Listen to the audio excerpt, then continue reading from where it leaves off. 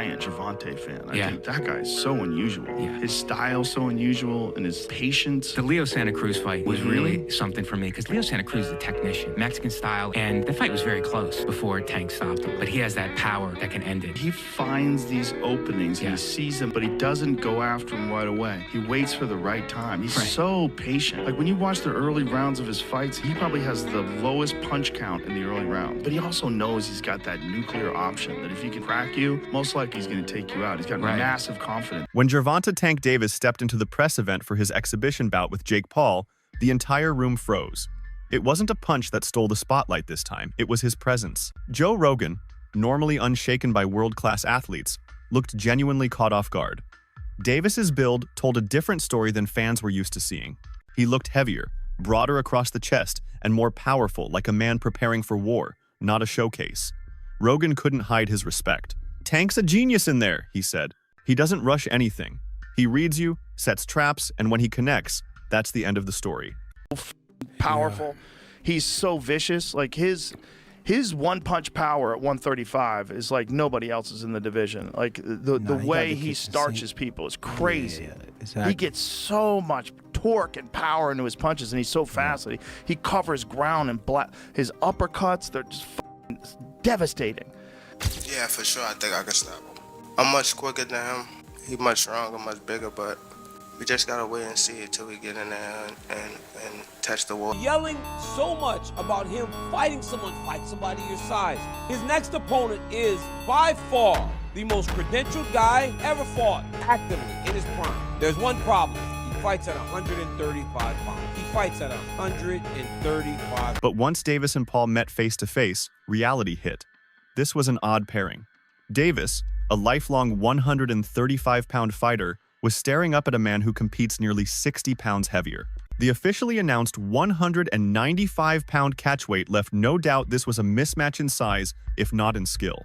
Teddy Atlas half-joked that Tank might need a ladder to reach Paul's chin, comparing the scene to the famous Rocky III face-off between Rocky Balboa and Thunderlips. Then came the fight rules, which only deepened the debate.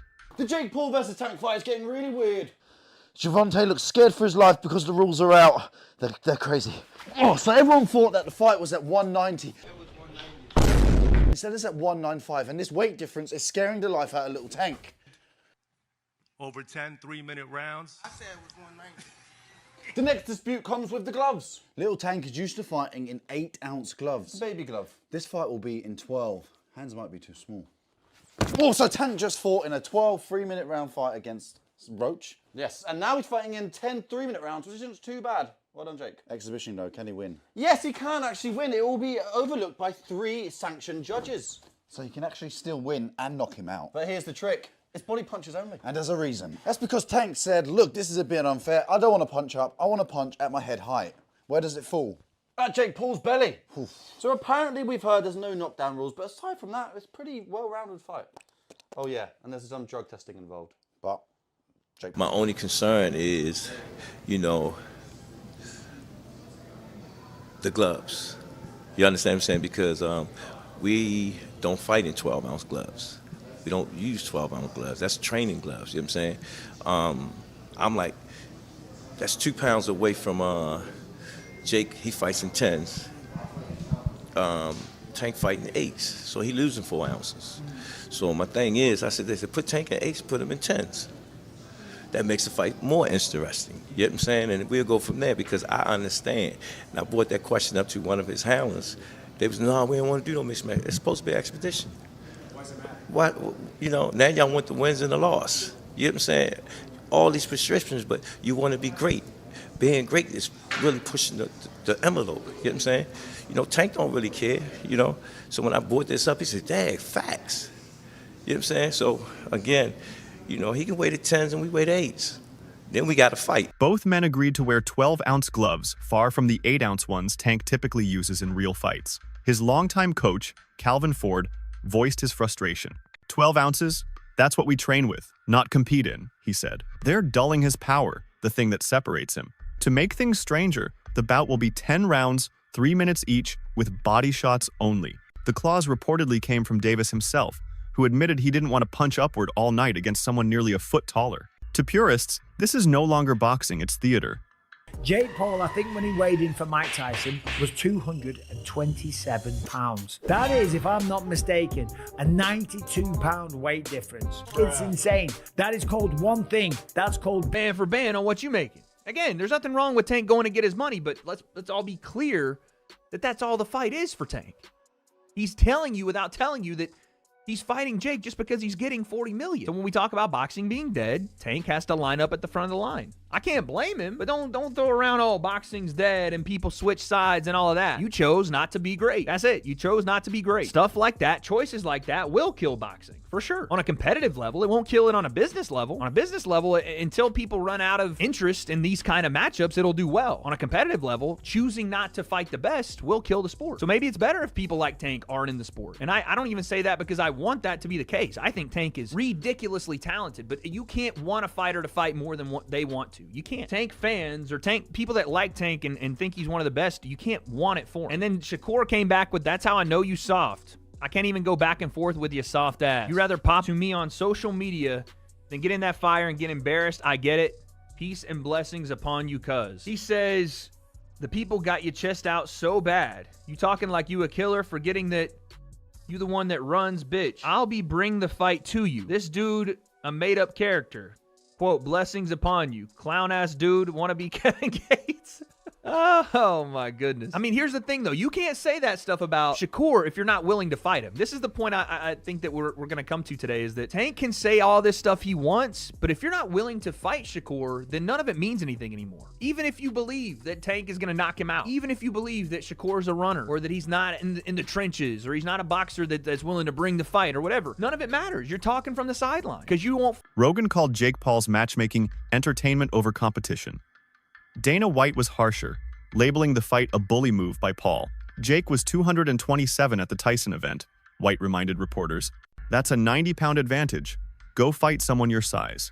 Even Hollywood weighed in.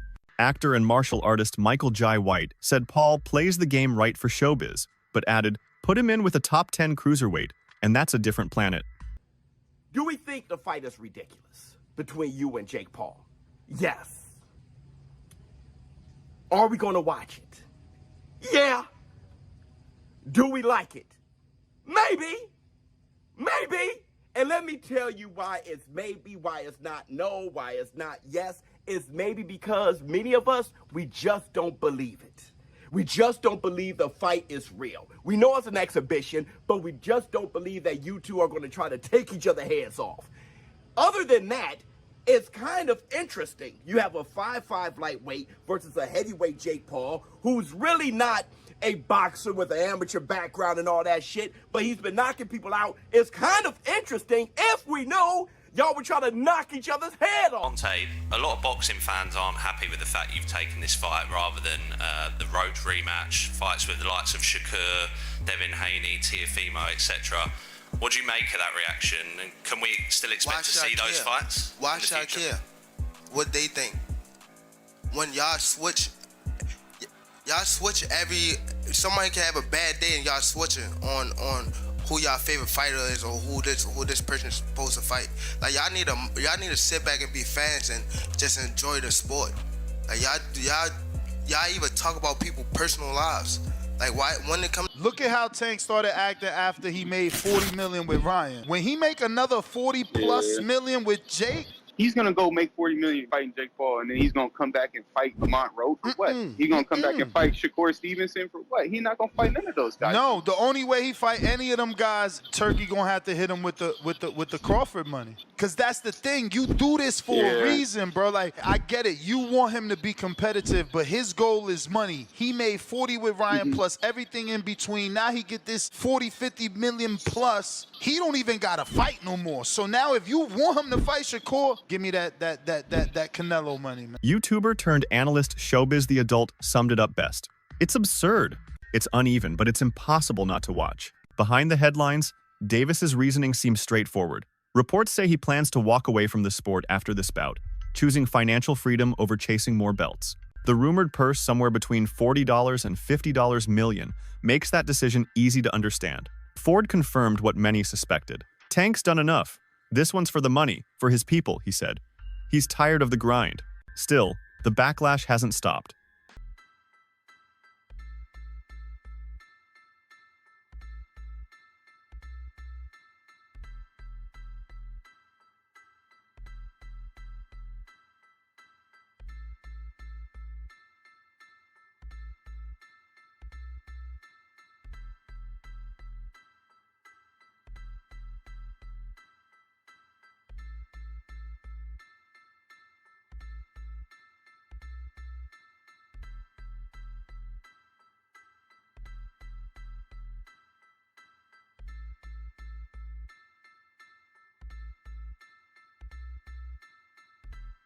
That was Jake Paul promoting it. You know, it's just like doesn't bother me. There's compromising the sport, and that's like bad. It's just like if I bet on it, watching it it the is fuck out hard. of me. Watching it with people who are so in on it, and then also man, the sports betting apps, they introduced like chat apps in them in Australia. So it's like they're trying to take the place of social media companies where you go together and you meet your friends. Like betting should be exciting enough without having a weird. They're just trying to draw you in. Thing. They're just trying to make money, right? So they're trying to draw you in any way they can. They should also have like the size of the ring, the size of the glove, all that stuff.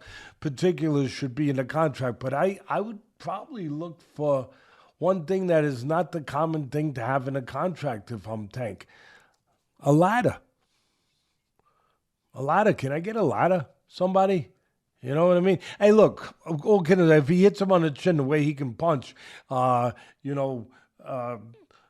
Jake might be doing a dance. You know what I mean? Not voluntarily either. Well, but we'll get into that more later.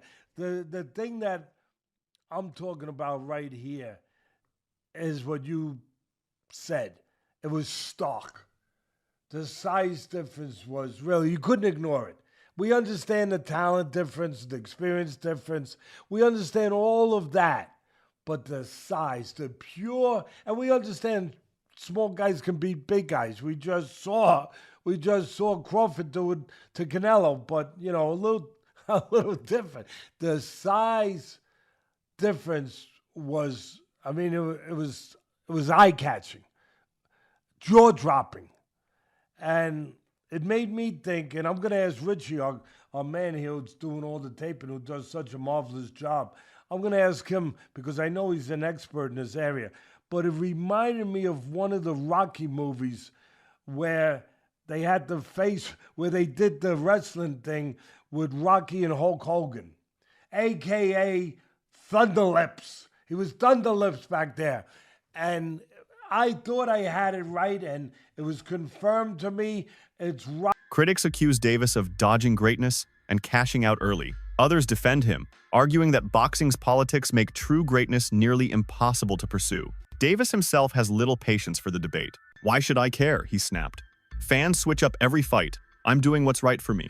The drama extended beyond the ring. Shakur Stevenson called Tank soft, claiming he hides behind social media instead of facing real challenges. Tank didn't hesitate to fire back, calling Stevenson a cartoon character built for clicks. Tank is one of the most interesting fighters to watch because he's so different. His style is so different. You know, he's so economical. Like, he puts pressure on guys without throwing too many punches, and then starts to figure holes out, and the way he can explode and move in with one shot, my God. Yeah, he very explosive. He's very explosive, and man, he be cracking them dudes. People. Hey, he be putting them to sleep. Just cracking people. Yeah. And he has so much confidence in his power. So much confidence in his power. You know, he just, in his mind, he know it's a matter of time before I catch you. Yeah. And that's the thing with Tank, you know, these fighters. You got to be aware 15 rounds. I know you're going 12, but you got to think you're going 3 more, because one slip, one mistake, and it's over. Yeah. You know, so hats off to Tank. You know, he's a great, talented fighter. But again, he haven't faced the top elite fighters in his division. Right. You know, so we want to see Tank against, you know, somebody his size, you know, at the elite level. Yeah. And I believe he'll do good, because, you know, he got the skills, the power, he got the ring IQ to do good, but we haven't seen that yet. Yeah, he's also wild. He's a wild fella, so he's fun to watch. You know, he's just a crazy dude, you know. Yeah. Coming from Baltimore, man, I think that's just his upbringing as well. Yes, for sure.